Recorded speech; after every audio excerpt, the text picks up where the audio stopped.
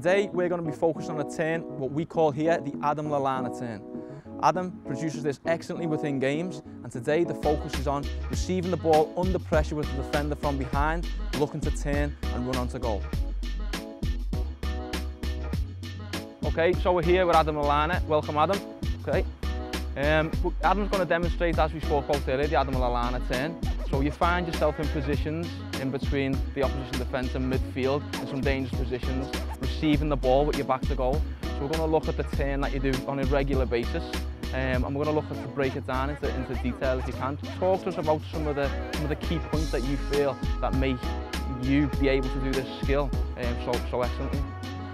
Yeah, obviously you talk as it is like a skill. I suppose an element of it is skillful, but it's more of a receiving technique, and maybe it's a little bit prettier on the eye than most other receiving techniques. But I tend to find it can get you out of tight areas, and it's a way of receiving the ball and facing the way you want to receive. So often I'll probably be backpedaling maybe into space.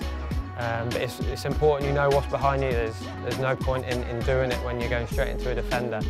So it's not just the skill and the foot movement. It's again about kind of looking over your shoulder, having that orientation that the manager speaks about, knowing what's behind you and then using it when it's right. So if we can act as the two mannequins, as two defenders. Definitely, yeah. So if I find the half space, which the manager speaks about a lot, and I've probably played 10 before, even when you're playing out wide. More so this season as an 8, which I've been playing, I tend to find this space, look to find it, and that's when this turn or receiving skill can come into play, and I'll probably tend to use it. So if the ball comes to me at pace, I'll turn, and then you kind of drag the ball whilst turning. So it's important that you've got kind of like you're relaxed and got a bit of a flimsy body position, really. So you spoke about earlier having awareness of knowing what's around you.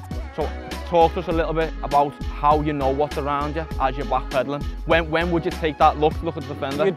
You'd obviously as a player, it's important that you look over your shoulder constantly.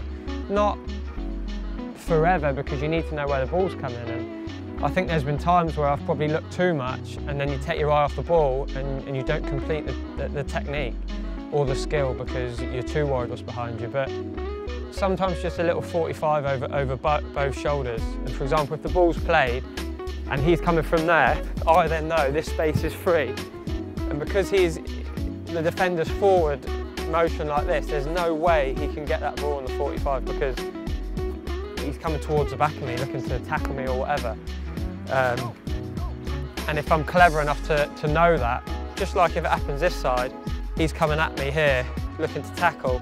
If I take it on the 45 that side, I'm away from him.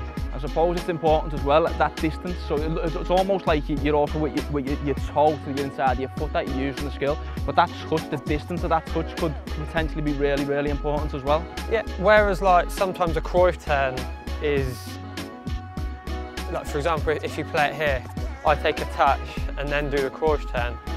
Sometimes that might not always, you might not be able to get away from your man, but you're almost doing this in one motion. So it's that much quicker than taking 2 touches, because you're just doing it in one.